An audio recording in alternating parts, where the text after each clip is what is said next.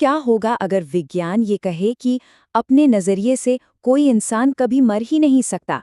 आज हम एक ऐसे हैरान कर देने वाले आइडिया पर बात करने वाले हैं जो जिंदगी और मौत के बारे में हमारी हर समझ को चैलेंज करता है। ये वो जगह है जहां क्वांटम फिजिक्स और हमारे होने के सबसे गहरे सवाल आकर एक हो जाते हैं। तो सवाल ये है कि क्या चेतना यानी हमारे होने का एहसास हमेशा के लिए जारी रह सकता है? क्या ये मुमकिन है कि हम कभी भी अपने अंत को एक्सपीरियंस ही ना करें? फिलॉसफी तो सदियों से इन सवालों में उलझी हुई है, पर अब क्वांटम फिजिक्स एक ऐसा जवाब दे रहा है जो शायद सब कुछ बदल सकता है। चलिए, तो फिर सीधे मुद्दे पर आते हैं। उस सवाल का जवाब हाँ हो सकता है, लेकिन वैसे नहीं जैसा हम सोचते हैं।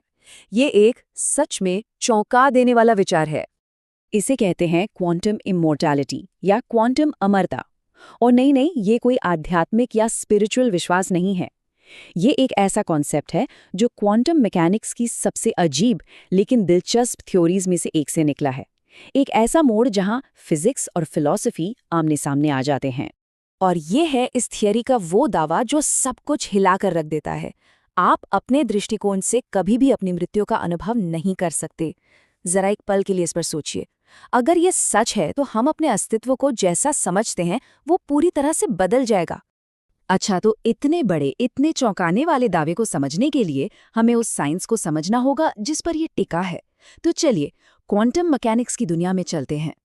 ये सब कुछ क्वांटम मैकेनिक्स की मेनी वर्ल्ड्स इंटरप्रिटेशन पर बेस्ड है। हाँ, सुनने में ये थोड़ा साइंस फिक्शन जैसा लग सकता है ना, लेकिन ये एक असली साइंटिफिक थियरी है। ये कहती है कि जब भी कोई क्वांटम घटना होती है तो ब्रह्मांड कई शाखाओं में यानी ब्रांचेस में बढ़ जाता है और हर मुमकिन नतीजे के लिए एक नई पैरेलल टाइमलाइन बन जाती है। इसको ऐसे समझते हैं, मान लीजिए आप एक रास्ते पर हैं और आगे दो मोड़ आते हैं। मैनी वर्ल्ड्स थ्योरी कहती है कि आप कोई एक रास्ता नहीं चुनते, बल्कि ब्रह्मांड ही दो हिस्सों में बंट जाता है और आपका एक वर्जन एक रास्ते पर चला जाता है और दूसरा दूसरे रास्ते पर। और हर नई ब्रांच अपने आप में एक अलग पूरी की पूरी हकीकत बन जाती है। तो ठीक है, ब्रह्मांड बट रहा है, ये बात समझ में आई, लेकिन इस आइडिया को हमारे अपने वजूद से कैसे जोड़ा जाए? अगर हर संभावना एक नई हकीकत बनाती है, तो उस पल में क्या होता है जब किसी की जान खतरे में हो? जब मौत दरवाजे पर दस्तक दे रही हो, तो कौन सी हकीकत आगे बढ़ती है? देखिए, यही वो सवाल है जो क्वांटम अमरता के सिद्धांत की चाबी है। सोचिए कि एक जानलेवा हादसा होता है। इस थ्योरी के मुताबिक ब्रह्मांड उसी पल दो हिस्सों में बंट जाता है। एक ब्रांच में वो हादसा जानलेवा साबित होता है और उस टाइमलाइन में चेतना खत्म हो जाती है। लेकिन ठीक उसी वक्त एक दूसरी ब्रांच में कोई बहुत ही अविश्वसनीय, मतलब एक चमत्कारी बचाव होता है और उस टाइमलाइन में चेतना जारी रहती है। और यही यही सबसे अहम बात है। ये थ्योरी कहती है कि हमारी व्यक्तिगत चेतना हमेशा उस रास्ते पर चलती है जहां हम बच जाते हैं। हमेशा। हम उस ब्रांच को कभी एक्सपीरियंस ही नहीं करते जहां मौत होती है, क्योंकि हमारी चेतना मानो उस टाइमलाइन में छलांग लगा देती है जहां हम जिंदा रहते हैं। तो चलिए, अब इसके जो अजीब और गहरे नतीजे हैं उन्हें समझते हैं।